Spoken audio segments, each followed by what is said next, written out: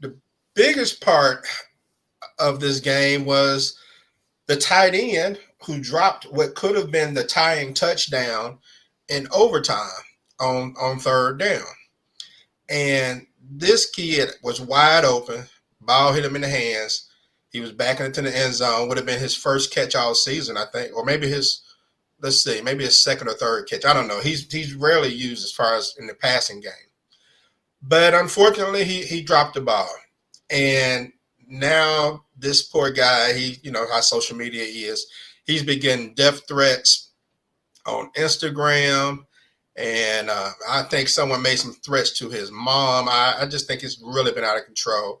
How do you all feel about this? I mean, we all talk about people when they do something dumb and lose a game or make a bad mistake or something like that. But this is a college guy. I mean, we all know it's foul to have someone get death threats. We all know that's going too far.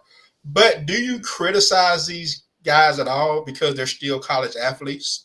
And Ray, I'll start with you. Well, I say this. I say, if it was my team, I would be very upset. But he's a young kid. I saw him in the locker room. He was crying, and you know, and he was real down on himself. And it's unfortunate that he's in college and he's playing the game. That people say things, do things. I mean, if it's your team, I kind of understand it, but they got to remember this guy's a kid and he didn't play a lot. And sometimes the most easiest catches can become the most hard catches because who knows? He could have got nervous. He could have got the jitters. He hadn't been playing.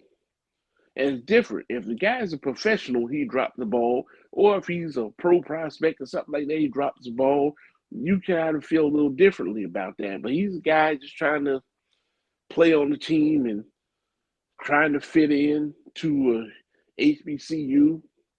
And it's unfortunate that he dropped the ball. And, as a mature adult, we see the harm in it. But I think you get these kids is online and on Twitter and everywhere else, they just saying the most hurtful stuff that they can say, not realizing that you got to think of how he feels. It's Deion's last game.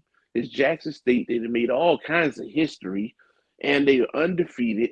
They're, 12, 14-point favorites, and they're in overtime, and Shador is throwing you what could be his last pass at Jackson State, and who knows what his future is going to look like, and you drop it. That's going to stick with him the rest of his life.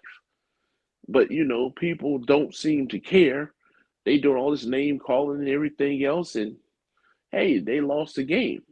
They lost to another HBCU, so either way, the fans won. They got a great game, and it's unfortunate.